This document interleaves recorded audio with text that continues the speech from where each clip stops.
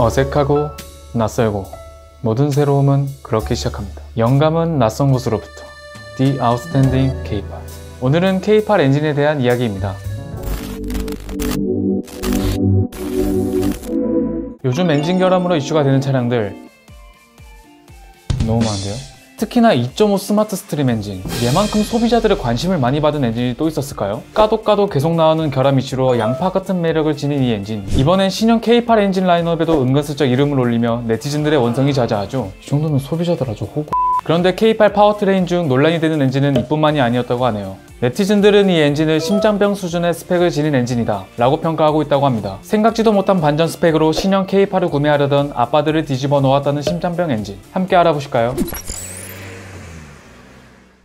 네티즌들로부터 심장병 소리 듣는 엔진은 K8 하이브리드 모델에 장착될 예정인 1.6 터보 엔진인데요. G80보다 더 긴 전장으로 큰 몸짓을 지닌 준대형 세그먼트 차량에 1600cc 배기량의 엔진이 장착되는 거죠. 전작인 K7 하이브리드 모델에는 2.4 MPI 엔진이 장착되었지만 신형 K8에는 2.0 엔진도 아닌 굳이 1.6 엔진까지 내려가야 될 필요가 있었을까 라며 출력적인 부분을 걱정하는 소비자들의 반응이 이어지는 중이죠. 이번 K8의 주력 모델 중 하나인 2.5 스마트 스트림 엔진은 엔진 오일 감소 이슈로 크게 문제가 된 상태라 대부분의 소비자들은 하이브리드 모델을 기대하고 있던 중인데요. 이 와중에 하이브리드 모델의 충격적인 엔진 스펙이 공개되어 버리자 사려고 기다리던 아빠들은 이미 반포기 상태라고 하네요. 엔진 스펙을 본 네티즌들은 준대형 차에 1.6으로 부족한 거 아니냐, 고급 세단에 1.6 배기량 엔진은 없어 보인다, 이 정도 크기 차에 이따위 스펙 엔진을 넣는 게 말이 되냐, 부끄럽지도 않냐 라는 등 어이없는 수준의 배기량을 가진 엔진이 장착되는 것에 분노를 표하기도 했죠. 실제로 보도된 기사들 중에서도 K8의 배기량이 겨우 1.6L, 5m 넘는 준대형 세단의 1.6 터보라니 상상 초월의 타이틀을 가진 기사들도 올라와 소비자들이 마냥 이유 없이 적은 배기량 엔진을 장착한 제조사를 욕하는 것이 아님을 입증했는데요. 이와 같은 반응을 보인 네티즌들 중 일부는 쉐보레 말리부 1.35는 고작 3기통이라고 욕하더니 K8은 고작 1.6이냐? 다른 제조사가 다운사이징 엔진 쓰면 배기량으로 까면서 전작 지들도 똑같네 라며 전형적인 내로남불 형태를 보인다는 반응도 보여주었죠.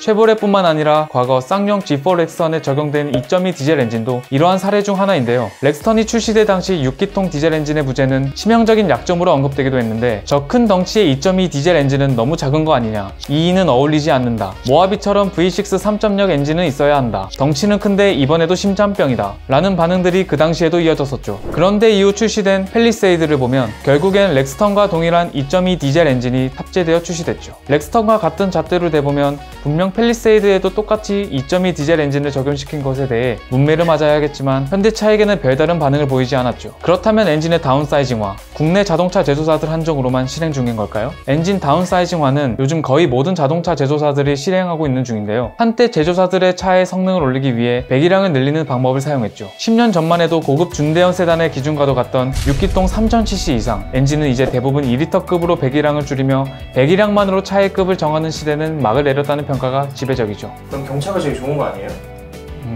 최근 출시되는 차량들을 보면 배기량 2000cc급이 주를 이루고 있는데 BMW는 5시리즈 8종 중 6종이 2000cc이고 벤츠 신형 E클래스도 2종을 제외한 7개 차종이 2000cc급이죠. 볼보는 모든 라인업의 배기량을 최고 2000cc급으로 통일했고 캐딜락, 혼다, 현대차들도 주요 차종의 배기량을 비슷하게 맞추는 상황입니다. 그렇다면 1.6 터보 엔진을 2.4 엔진과 비교해보면 성능이 떨어질까요? 그랜저의 2.4 하이브리드 엔진의 경우 평균 리터당 14.9에서 16.2 사이의 공인연비로 기록되어 있으며 휠 크기에 따른 연비 차이가 발생하죠. K8에 사용될 1.6 터보 엔진의 경우 이미 사용 중인 소렌토 하이브리드의 재원상으론 리터당 15.3km의 복합 연비를 기록하고 있는데요.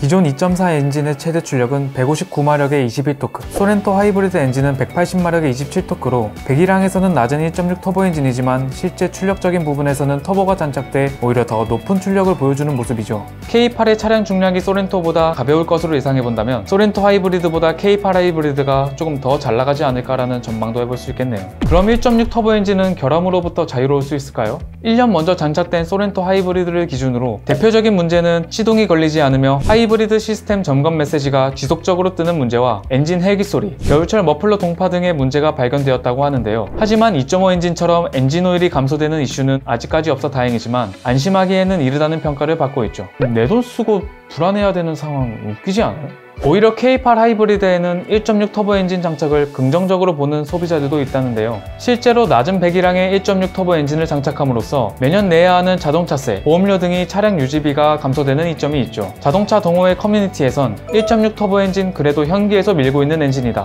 K8은 무조건 하부.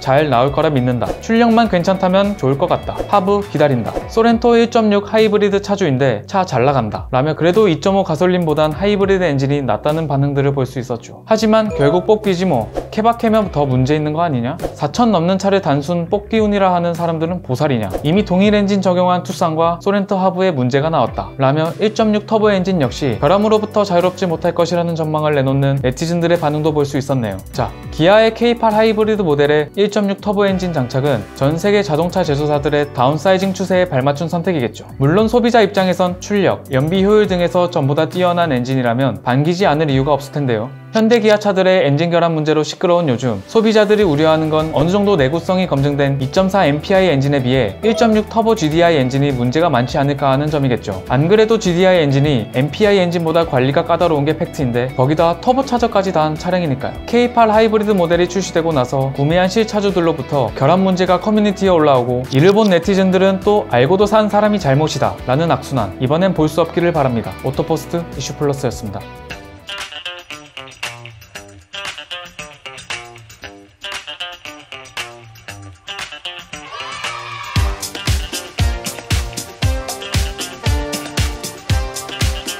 와, 어떻게 이런 좋은 혜택이 있냐?